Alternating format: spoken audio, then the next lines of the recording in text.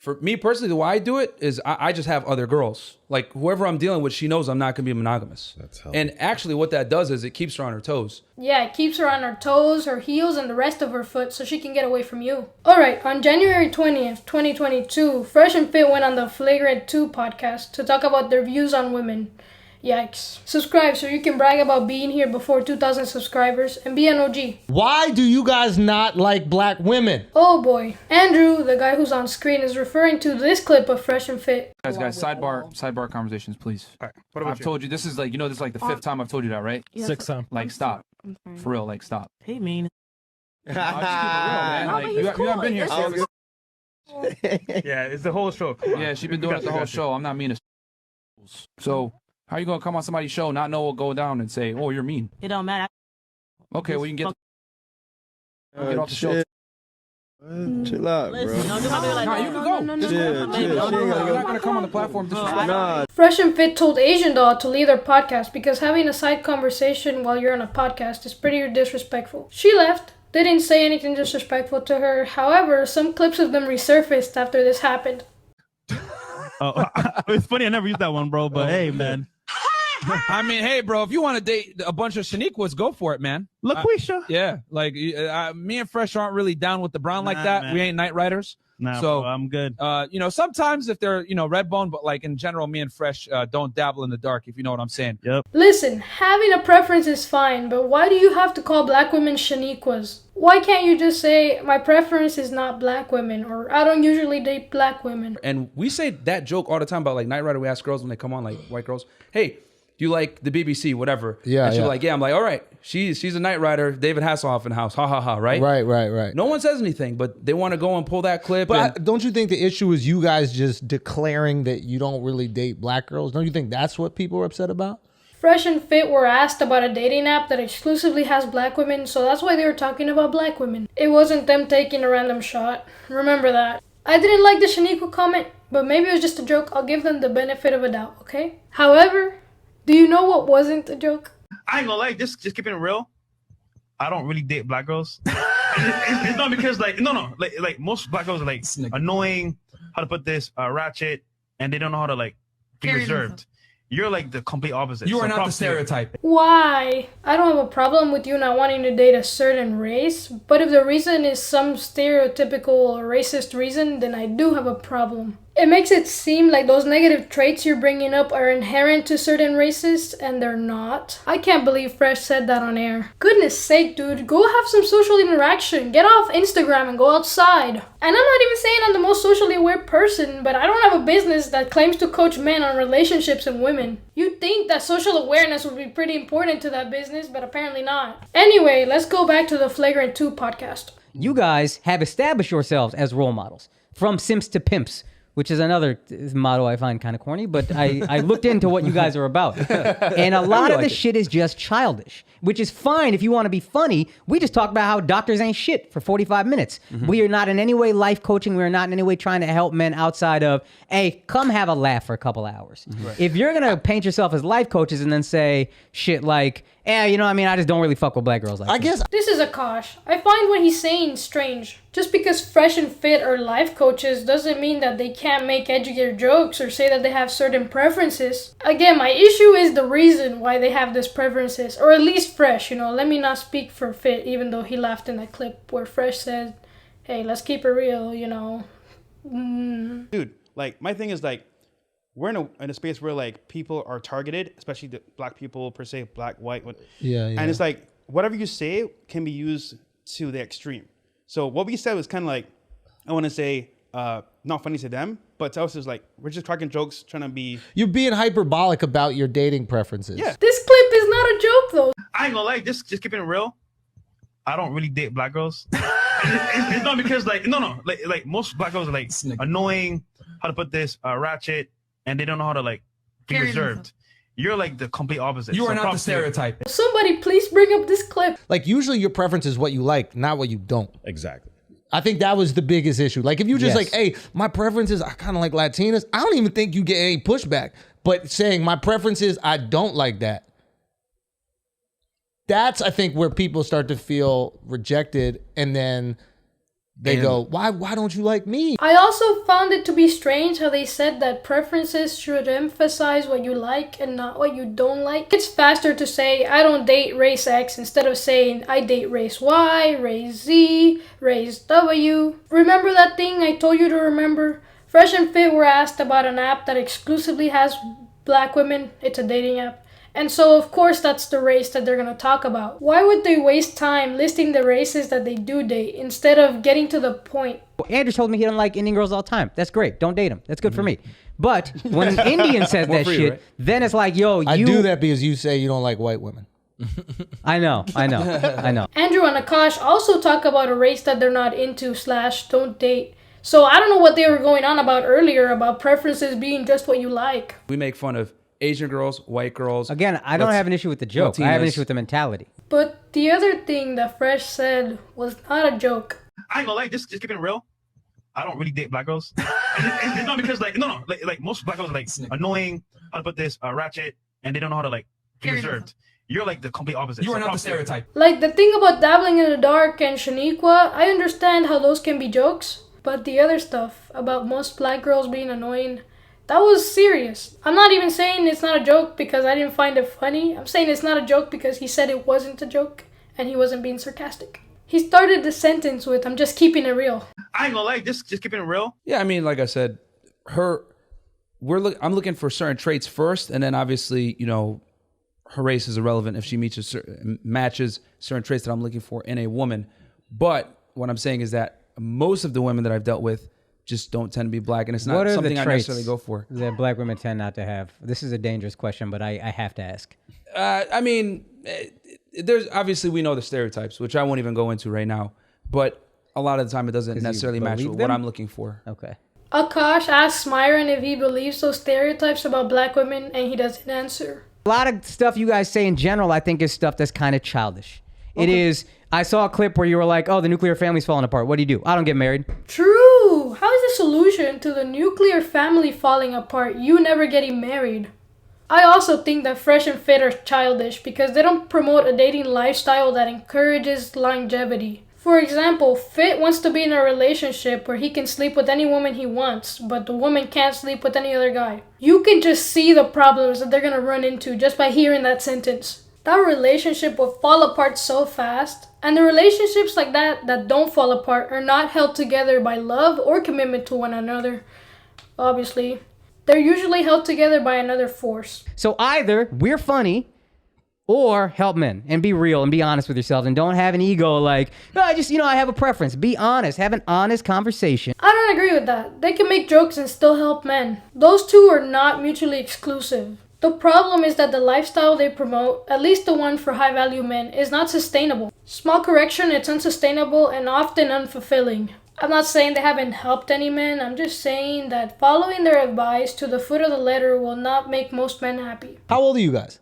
29. 29 and? I'm 31. And 31. Fresh and Fit are 29 and 30. The lifestyle that these guys say they want is something that guys in their early 20s say that they want. Like you in the bar, like ready. And then eventually you spar a little bit, you get humbled, right? And then you learn and you actually spar and you start humbling other people and you're like, okay, I feel confident enough in myself. I don't need to misuse this power. And I think when you first start to get laid, you're like, oh shit, I could like have sex with women. I go out to the bar and it's kind of like up to me. Holy shit, this is fucking amazing. Mm-hmm. And then I think eventually you start going, okay, I don't need to kind of misuse this in a crazy way. I'm feeling something else. Or you start, if you're really honest with yourself, you find out what you're feeling with that pussy. Because you gotta. Some people make that realization. Others might never and just continue to use those coercion techniques to get women. And then that's why women think so shitty of those types of men. And I will say this in their defense, that is kind of that whole picture.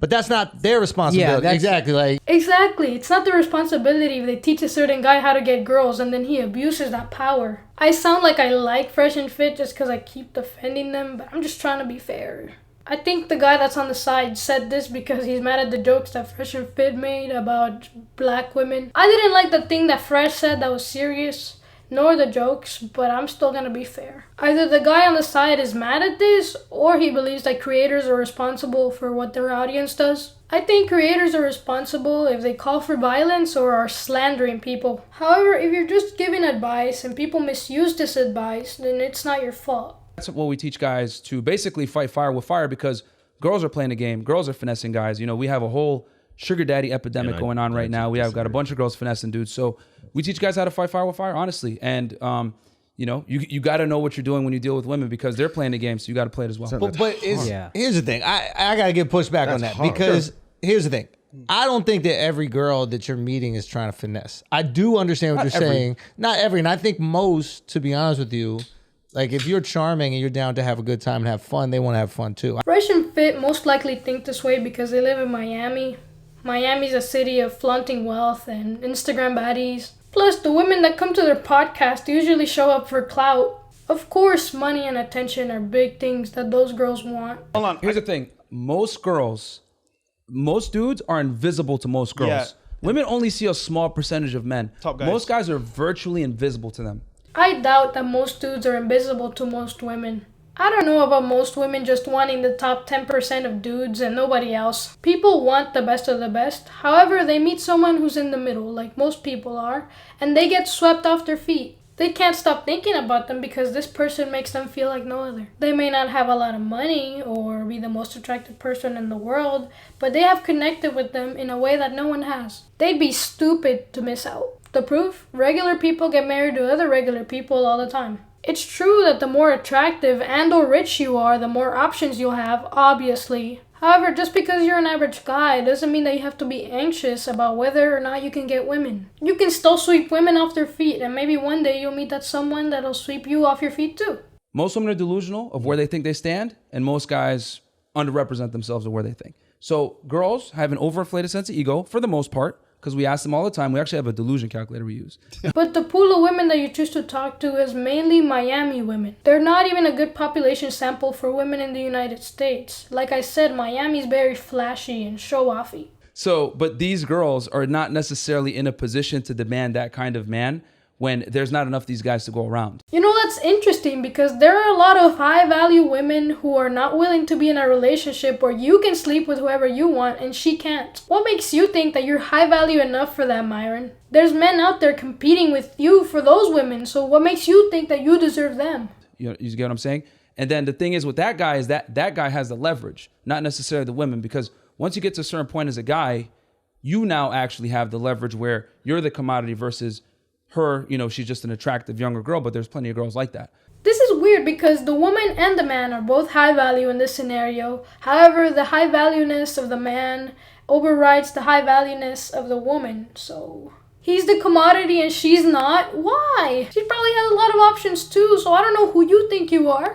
Average women, girls that are very average, expect that they deserve a man that's well above average. Good, and that's kind of where it's skewed. Aren't you teaching men to expect the same thing? To what do you mean? As far as like to get the best girl that that they can get? You're not teaching men to expect mediocrity. You're teaching men to expect the best thing. So what's wrong with these girls wanting to expect No, they more? can have their standards, but man, come on, let's be honest. Be delusional in life. Yeah, exactly. When y'all decide to have a podcast, right? Does every girl deserve? It's a double standard in their eyes. Men can ask for what they want, but women can't ask for what they want. Men can cheat when they're in a relationship and women can't. To be fair, they have to cater to men since they have a male audience, but come on, man. Like, these women nowadays, bro, like, I'm telling you, bro, you think it's all sugar and spice, but, like, they want to get lit, have fun, enjoy their 20s, but without any type of, like, responsibility. And then when they want to find a man, it's like, wait, I've been hoeing around doing this dumb shit, but I can't find a man. Why is that? But isn't this what y'all promote, but instead of for women, for men? Sure, in their perspective, when a man is 40, he is still high value because he still has a lot of money, and the woman is not high value anymore because she's not young. But won't a man regret all the time that he wasted with all those women having fun when he could have just picked a woman and then been happy this whole time? I think a big reason that the nuclear family is falling apart is people are trading in long-term happiness for short-term pleasure. And you guys are contributing to that, believe it or not. How about this? We're already going like attractive, right? So we're already taking like maybe top 10% of women, right? So now we got more than that, man. I still don't understand because I thought that under the value system, men were valued for having money and women were valued for being young and attractive. Earlier, you said that average, aka average-looking women were delusional and overestimating their value. Now you're saying that high-value women, aka young and attractive women, are acting more valuable than they actually are. They are that valuable though, according to the value system. They are the top 10% of women, or according to you, more than that. Maybe top 10% of women, right? So now we More got than that, man. So how are they delusional about their value is my question. I'm simply telling guys, Be especially aware. guys that have something to lose, that got money, that got, status or whatever it is, just play defensive, because like you have a lot more to lose when you get in a relationship with a girl, especially if you're getting married in today's day and age with the way the divorce courts are set up, family court, Don't etc. I know it? You know what I'm saying? Literally, the only advice that you need to give those guys is sign a prenup. You're rich, you're getting married, tell the person up front, hey, we're signing a prenup. What else do you freaking want? You're going to say, I prefer not dating black girls. But then you'll bring those same girls on your podcast and get views off of them and get money off of them. Explain to me how, and genuinely explain, I'm not trying to ask a rhetorical question. How is that not fucked up? See, that goes to the same question. We don't like black girls, so why are they on the show? To make money off of them and exploit them. I really didn't like this part of the podcast. What does them not wanting to date them have to do with them coming on the podcast? It's a podcast where they talk about stuff, not where they date. That's not exploiting a certain race of women. They have whatever Instagram girl on, no matter the race. Well, what happened? Here's the thing. In this world, it's either pimp or be pimped. Yeah. So if we can arm No, guys it's with the not. tools. What is that, dog? That's Hey, what I'm man. saying. Your views are very black and white. You're too old to be thinking like this. It's really not like that. This is why I think that Fresh and Fit think that the girls that they have on their podcast represent most girls. With a lot of these girls, it is pimp or be pimped. With most girls, it's not like that. For me personally, the way I do it is I just have other girls. Like whoever I'm dealing with, she knows I'm not going to be monogamous. That's healthy. And actually what that does is it keeps her on her toes. Yeah, it keeps her on her toes, her heels, and the rest of her foot so she can get away from you.